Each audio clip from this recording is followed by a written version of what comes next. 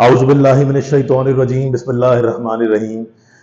बच्चों, exercise number 6.5 partial fractions second year maths, उसमें बेटा हमने क्लास में क्वेश्चन नंबर 1 डिस्कस कर लिया था, टाइप नंबर 1 का सवाल। ये जो क्वेश्चन नंबर 2 है बेटे और उसके आगे आने वाले कुछ टाइप नंबर 1 के सवाल आते हैं, जरा उनको 1 बाय 1 डिस्कस कर लेते हैं। बच्चों, आप लोगों को ये पता है ना कि जब पार्शियल फ्रैक्शन का कोई भी सवाल दिया जाए तो आप न्यूमरेटर वाली वैल्यू को नहीं देखेंगे, आप सिर्फ डिनोमिनेटर को देखेंगे।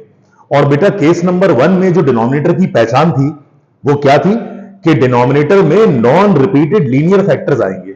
लीनियर फैक्टर का मतलब बेटा इसमें x की पावर 1 और नॉन रिपीटेड का मतलब ये डिफरेंट फैक्टर्स हैं, यानी मैच नहीं कर रहे, यानी कहीं पर भी ऐसा नहीं है कि x की पावर स्क्वायर या कुछ और आ जाए। अगर x-4 की पावर स्क्वायर आ जाती दैट मींस ये ब्रैकेट रिपीट हो रही है, तो ये वैल्यू रिपीटेड नहीं होंगी। तो डिनोमिनेटर्स के अंदर जो फैक्टर्स होंगे वो नॉन रिपीटेड लीनियर फैक्टर्स होंगे। तो ये केस नंबर 1 की पहचान थी। अब बेटा आपको बताया था हमने क्लास में कि जब आप पार्शियल फ्रैक्शन के जरिए सवाल को इंटीग्रेट करवाएंगे तो बच्चों सॉल्यूशन में सबसे पहले हमने सिर्फ इस वैल्यू को उठाना है। सही है, किस वैल्यू को? जो कि इंटीग्रेंड है।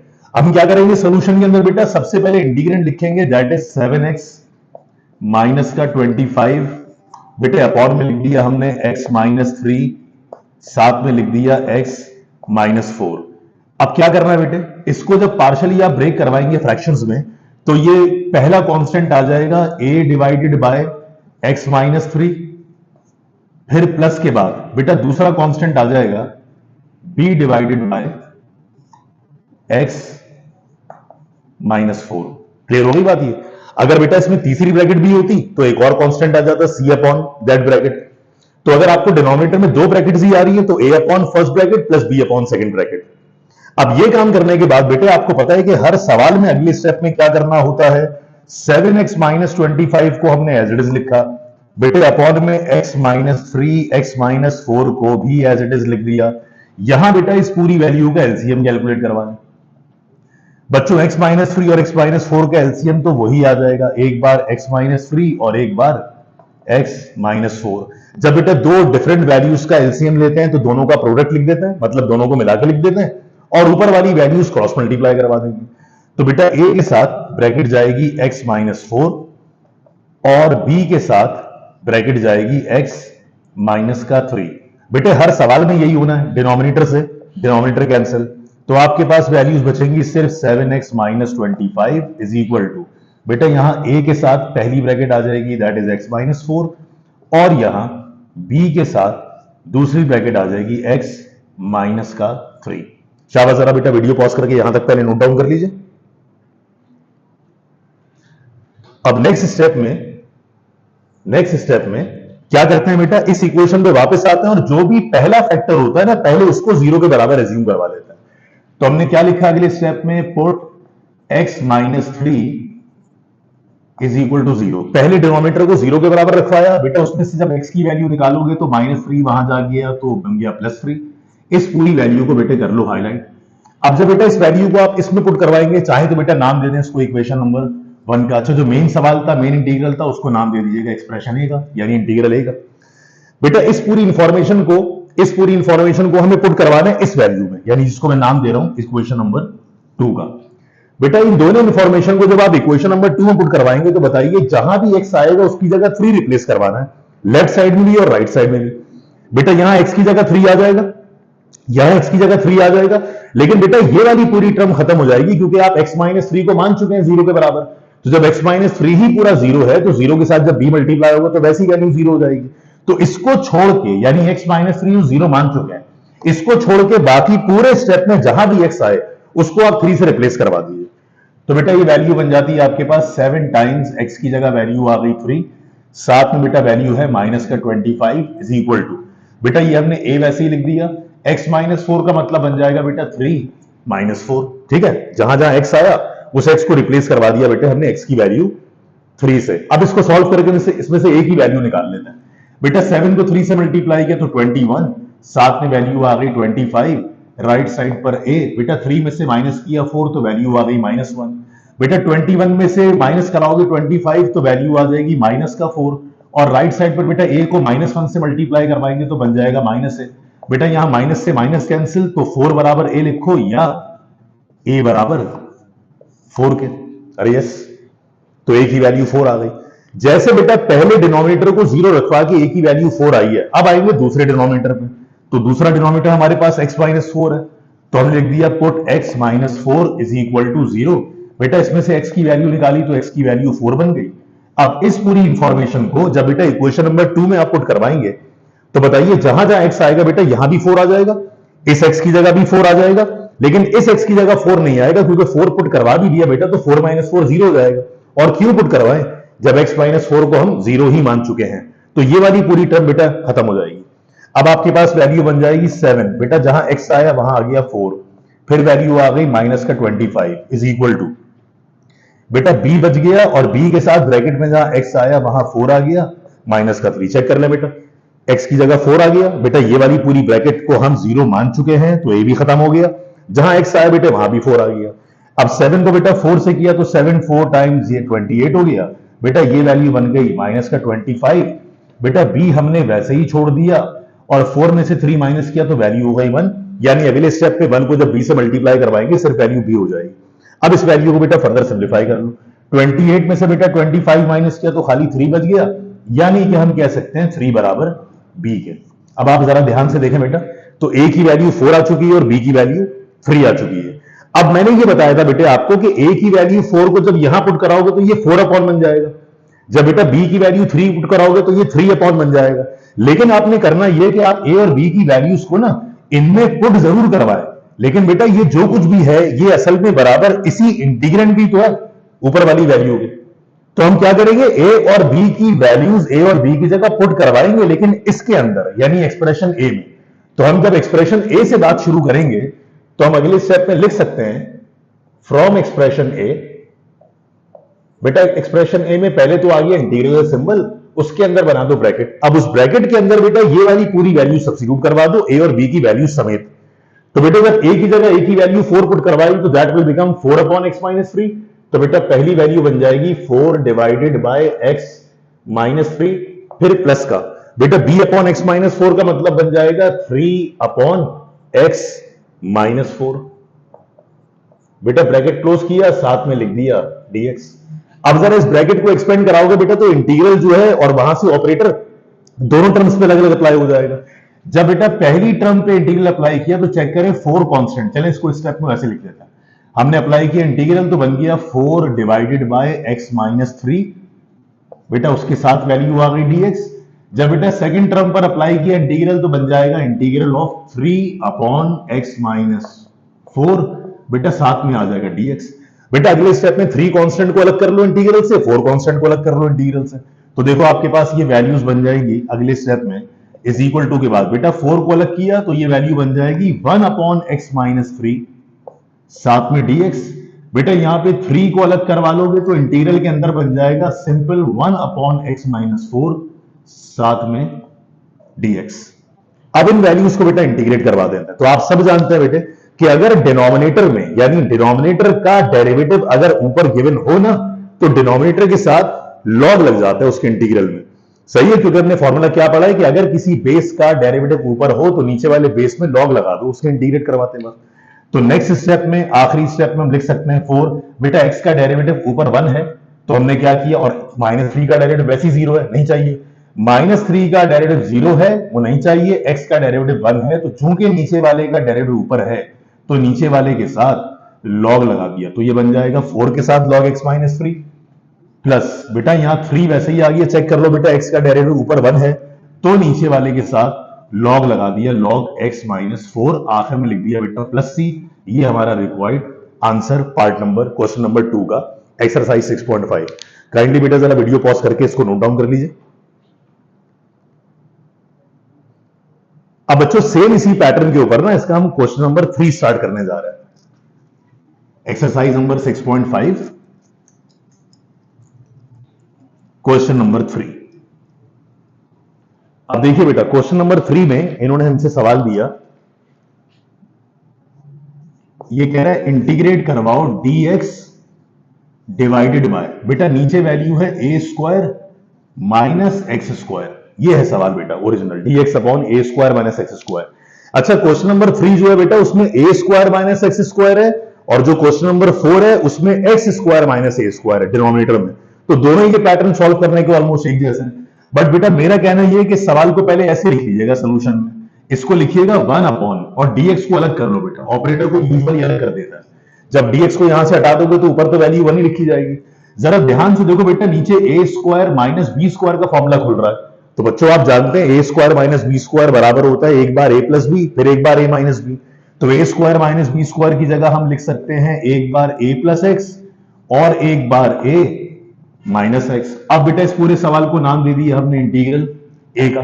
अब आप चेक कर लो बेटा, डिनोमिनेटर के अंदर कौन सा केस बन रहा है, लीनियर फैक्टर है और नॉन रिपीटेड है। लीनियर मतलब x की पावर 1, x की पावर 1, a को मत देखना बेटा, ये तो वैसी कांस्टेंट है, और नॉन रिपीटेड है। तो जब नॉन रिपीटेड डिनोमिनेटर हो तो हमेशा पार्शियल फ्रैक्शन का केस 1 बनता है। अब क्या करेंगे बेटा, पूरे सवाल में इंटीग्रल को छोड़ के सिर्फ इस वैल्यू को उठाएंगे, यानी लिखेंगे 1 अपॉन एक बार a प्लस एक्स फिर एक बार a माइनस एक्स। और बेटा ये पार्शियली ब्रेक कैसे होगा केस 1 में, तो a डिवाइडेड बाय एक बार a प्लस एक्स और फिर प्लस के बाद b डिवाइडेड बाय एक बार a माइनस एक्स। सही है बेटा। यहां तक पहुंचने के बाद बेटे हर सवाल में वही काम करते हैं, लेफ्ट हैंड साइड को तो एज इट इज लिख देते हैं, तो 1 अपॉन a प्लस एक्स के साथ a minus x as it is आ गया। बेटा राइट हैंड साइड पे जरा सबका एलसीएम कैलकुलेट करवा दो बच्चों, इन दोनों का एलसीएम कैलकुलेट कराओगे तो ये बन जाएगा एक बार a प्लस एक्स एक बार a माइनस एक्स। बेटा ऊपर वाली वैल्यू क्रॉस मल्टीप्लाई करवा दो, तो a के साथ आ जाएगा a माइनस एक्स और बेटा b के साथ आ जाएगा एक बार a प्लस एक्स। बेटा डिनोमिनेटर से डिनोमिनेटर कैंसिल करवाया तो वैल्यू बच गई 1 is equal to a times a minus x plus b times a plus x. अब नाम देना चाहें बेटा तो उसको इक्वेशन नंबर 1 और इसके इक्वेशन नंबर 2 का नाम दे सकते हैं, वैसे नहीं देना चाहें तो कोई जरूरत नहीं है। बेटा जरा यहां तक वीडियो पॉज करके काइंडली नोट कर लें सारे स्टेप्स।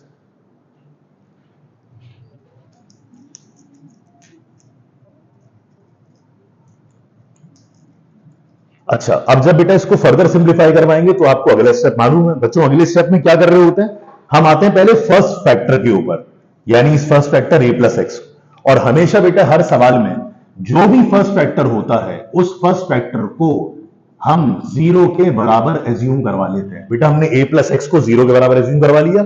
इसमें से बेटा कांस्टेंट की वैल्यू मत निकालना, वेरिएबल की वैल्यू निकालना। और वेरिएबल कैसे वाजे हो रहा है बेटे, ऑपरेटर को देख के। जब ऑपरेटर लिखा हुआ है dx with respect to x, तो दैट मींस इसमें वेरिएबल x है, बाकी a आए b आए सबको कांस्टेंट मानना। जब बेटा a प्लस एक्स को 0 मान लिया तो उसमें से x की वैल्यू निकालो, दैट इज क्या, माइनस a। अब ये टोटल हमारे पास जो इंफॉर्मेशन है बेटा इसको हम पुट करवाने जा रहे हैं इक्वेशन नंबर 2 में। अब बताइए इक्वेशन 2 में जहां भी x आएगा बेटा उसकी जगह माइनस a आ जाएगा, लेकिन a प्लस एक्स की जगह 0 आ जाएगा। अब आप खुद सोचो बेटा, जब a प्लस एक्स की जगह 0 आएगा तो 0 के साथ b भी 0 हो जाएगा, बाकी जो बच जाएगा उसमें जहां जहां x आएगा उस x की जगह माइनस से सब्स्टिट्यूट करवा देंगे। तो जरा आपने बेटा इक्वेशन नंबर 2 में, अब देखो इक्वेशन 2 में लेफ्ट हैंड साइड पे तो खाली 1 लिखा हुआ है, तो 1 को तो वैसे ही छोड़ दीजिए। जब बेटा राइट साइड पर आए तो राइट साइड में a लिखा, ब्रैकेट में a था फिर माइनस, a था फिर माइनस। बेटा जहां x आएगा उस x की जगह भी तो माइनस से आ जाएगा। सही है, जहां x था उसको रिप्लेस करवा दिया बेटा माइनस a से।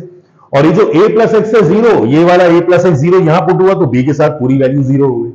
अब इसको सॉल्व करके इसमें से a की वैल्यू निकाल लेते हैं। बेटा ये a वैसे ही रहेगा, ब्रैकेट में आए तो माइनस माइनस प्लस a हो गया, माइनस माइनस प्लस a हो गया। बेटा अगले स्टेप में a वैसे ही छोड़ दिया, a को a में ऐड किया तो 2a हो गया। बेटा ये 2a यहां मल्टीप्लाई हो रहा है, वहां क्रॉस डिवाइड हुआ तो 1 upon 2a will be equal to a। तो बेटा हमारे पास जो कैपिटल A कांस्टेंट था उसकी वैल्यू आ गई 1 अपॉन 2a के बराबर।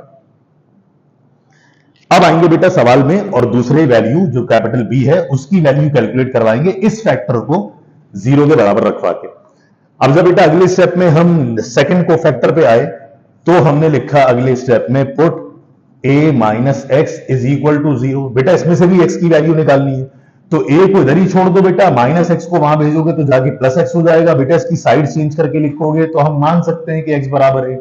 अब ये हमारे पास बेटा जो इंफॉर्मेशन आई है, यानी a माइनस एक्स की जगह 0 आएगा, किसकी जगह बेटा, इसकी जगह a माइनस एक्स की जगह 0 आएगा तो a वाली टर्म भी खत्म हो जाएगी, और इसमें जहां x आएगा उस x को हम रिप्लेस इस a से करवा देंगे। इक्वेशन 2 में।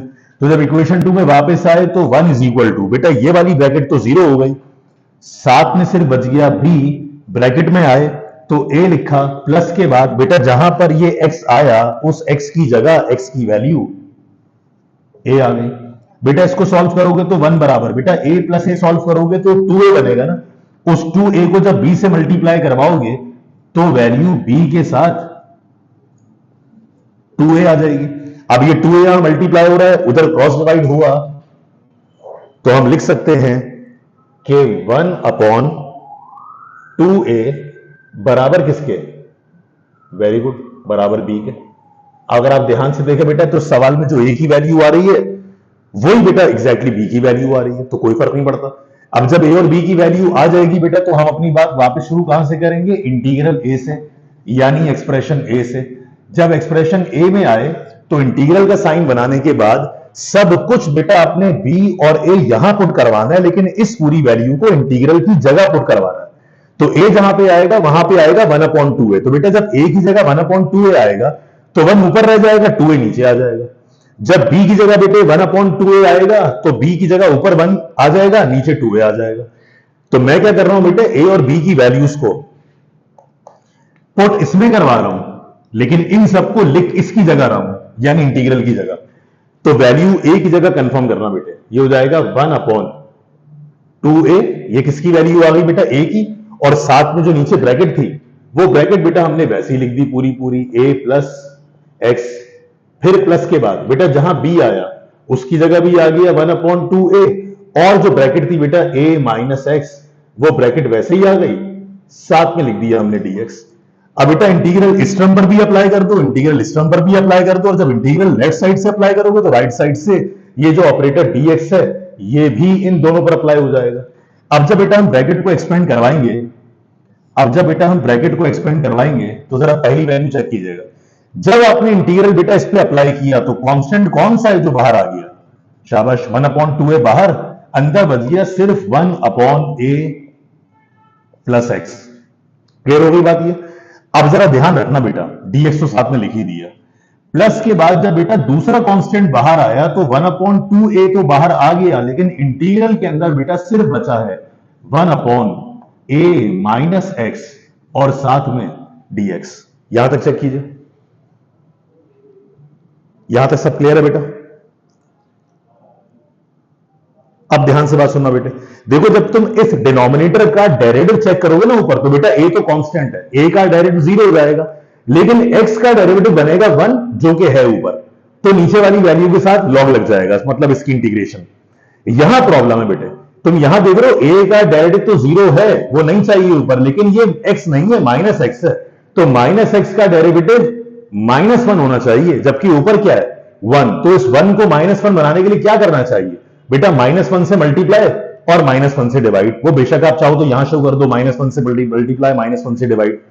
तो हम जब पहली वैल्यू को बेटा इंटीग्रेट करवाएंगे तो ये तो बन जाएगा 1/2a, बेटा इसका इंटीग्रल तो बन जाएगा लॉग के साथ क्या, a प्लस एक्स।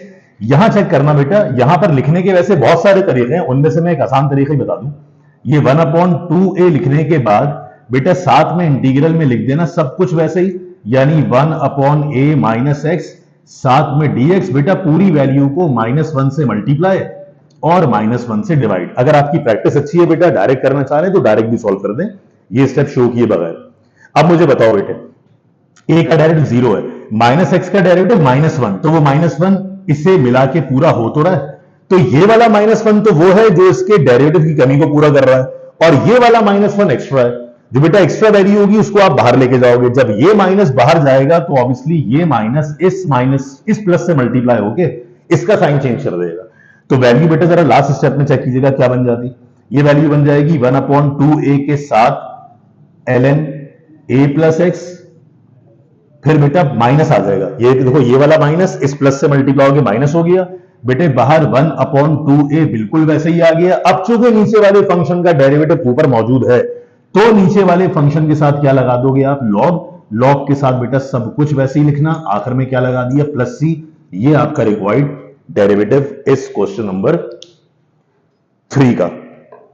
अच्छा बच्चों, मैंने क्वेश्चन नंबर 4 जो है ना वो मैं इसमें लेक्चर में शामिल नहीं कर रहा, क्योंकि मैंने आपको अभी बताया जैसे ये सवाल ए स्क्वायर माइनस एक्स स्क्वायर था, वो सवाल एक्स स्क्वायर माइनस ए स्क्वायर है। अच्छा, उसमें सबसे बड़ी आसानी क्या है कि उसमें ये वाला स्टेप ही नहीं आएगा, क्योंकि ये ए माइनस एक्स के बजाय एक्स माइनस ए होगा, तो आपको डेरिवेटिव के ऊपर -1 से मल्टीप्लाई -1 से डिवाइड नहीं करना पड़ेगा।